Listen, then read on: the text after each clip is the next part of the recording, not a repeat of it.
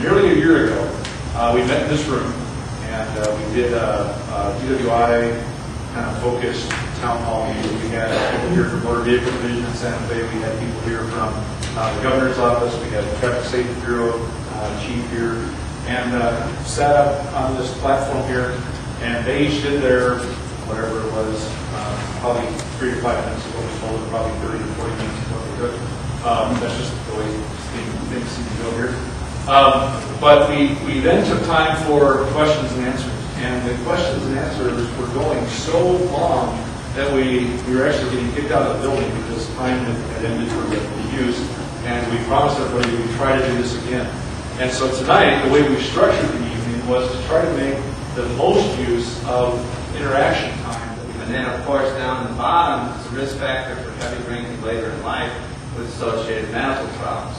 We know that young people who drink often and a lot before the age of 15 are likely to develop alcohol problems in their 20s and 30s.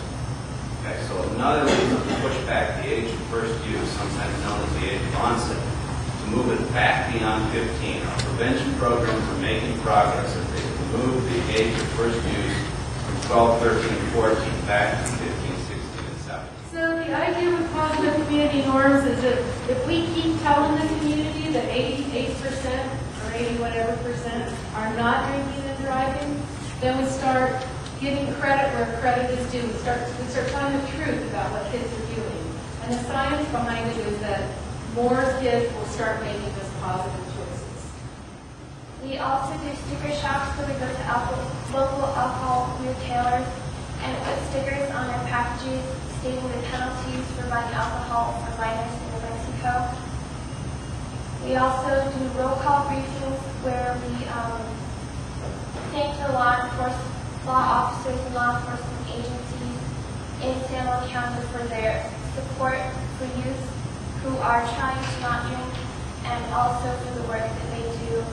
We also do shoulder taps, which are where we take youth who are underage and they go to an alcohol retailer and try to get someone to buy alcohol for them. Mass curriculum for elementary age kids was wonderful. It was, social worker, here's a bottle of the brain right there. That's about as basic as we could get.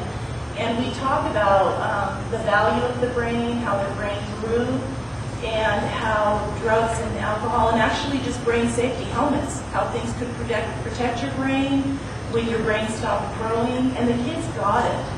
And it really went even into detail as far as if you're in a car with adults who were driving and drinking, where to sit, where the safest place in the car to sit. So basic safety plans for kids that we like to think they can confront their parents, but that's not always the safest plan for kids. Many of you in the audience are saying, what in the world is the Victim Impact Panel? Never heard of us. All of the Victim Impact Panel presentations have been going on in San Juan County since, I believe, at least 1989.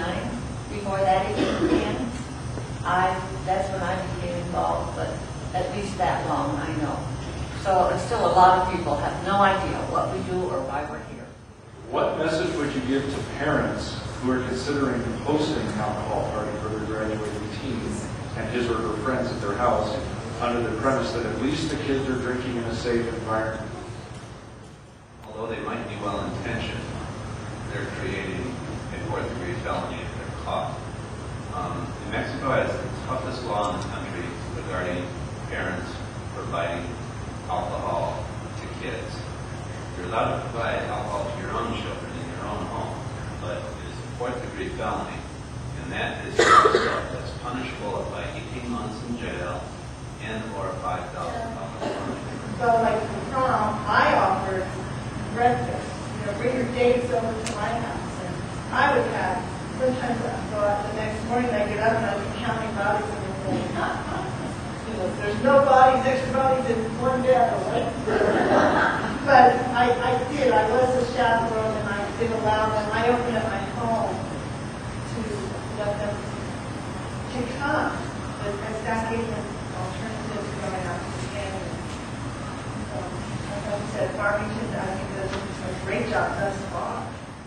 County did is they've done a wonderful job of providing these venues for the children to celebrate. This is an important time of their life, but then the next day comes, and all of a sudden we've forgotten to continue those prevention techniques into that next day and that next week, because that, Friday night graduation and the Operation Graduation, all those great programs, go and they get them through that Friday night. But we still got to empower our youth to make those good decisions on that Saturday night.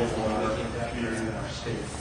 And between Glenn and what he does with prevention all over the state and what he's done actually in other states as well, which is 20 years, couple decades of experience.